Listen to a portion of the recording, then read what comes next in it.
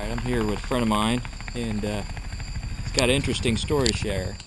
And it may have happened, it may not have happened, but it's a good story, so I'll just, maybe I'll roll in some B-roll or something. But anyway, so tell us about the time that this might have happened, that you were fixing something. Well, I may have been stationed in, may have been with maybe, but I worked in the maintenance shop, and we had operators whose job was to monitor things that went on. And we had one position, and he had like 400 buttons that would light up one at a time. If somebody needed more information on something going on, the switchboard would have a light that would light up. And this operator would push the button, and he would talk with whoever's on the other end and do whatever was needed.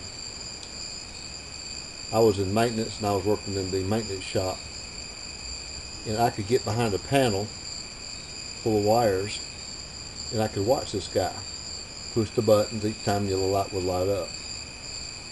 Well, being in maintenance, we worked on all the equipment. We understood how it worked. And this panel that I was in the back of had all these pins, and each pin corresponded to one light on that board. And it was like a 20 by 20 matrix of lights, 20 across, 20 down, about 400 lights.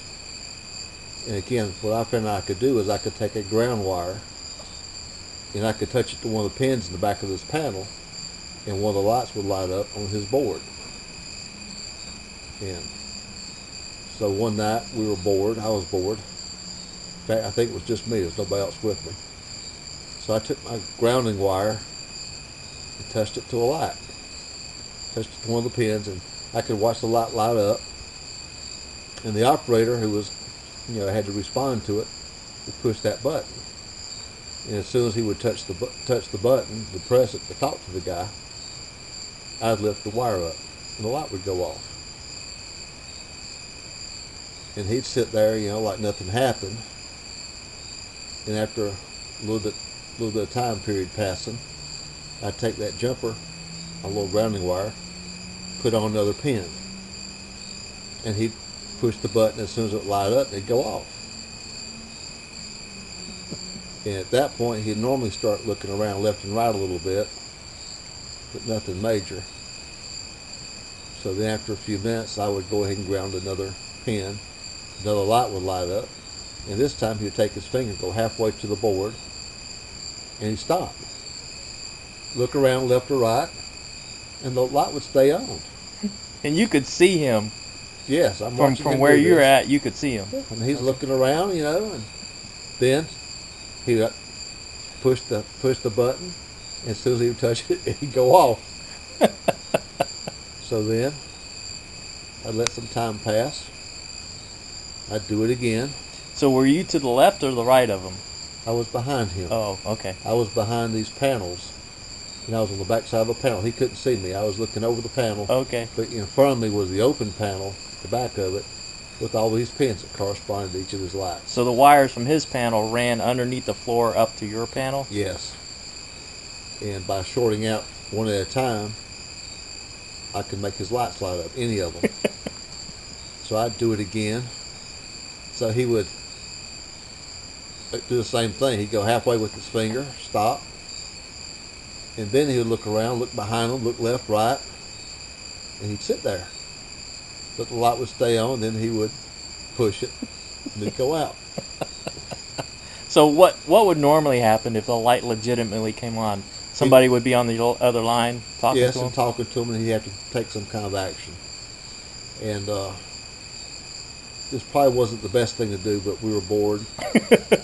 It was probably 2 or 3 o'clock in the morning. So I'd keep doing this, and I'd light up another one. And, he would look around, look left and right, look behind him, and watch the light. The light would stay on. Then he'd take his finger, get halfway to it and stop, look around some more, and the light would stay on. And then he would push it and go off. And then, probably the next time I would do it, he'd try to sneak up on it with his finger. You'd see him get close, he'd stop and look around, get closer and stop. And then he would push the button and it would go off. And when I finally got him really frustrated, the guy got to where he would just sit and look at his panel. He wouldn't even respond. At that point, I would take the grounding wire and I would go across a strip of terminals. So he'd watch the whole strip just light up one at a time, one after the other. Then he'd be looking around. Then I'd take the same wire and I'd run it up and down. So this time they would light up top to bottom. And he'd watch. And by the time I finished with them, whenever it would light up, he'd just sit there, quit doing his job. And he never knew that we could do that. And I don't think my guys that worked with me even knew I was doing it. I just figured out I could do it, and that's how I spent at least one evening over there. Maybe with, but we had fun. We did. Well, apparently there wasn't a high traffic, high message traffic night, so there weren't any legit calls coming in. No, I don't think I jeopardized anything, but that was like 50 years ago. So, and again, we weren't there to begin with, so yeah, we deny it. So we never were there, but it was right interesting, and the guy never did know what was going on that night. That was probably the most fun job I've ever had in my whole life. Not just pranking the guy, but no, just the work we did. Yeah, that's good. So we had a good time. He never knew what was going on. That was right funny.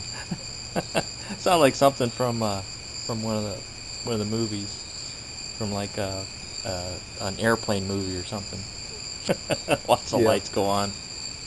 Yeah. So that's good. All right, that'll do it for that one. Now that deserves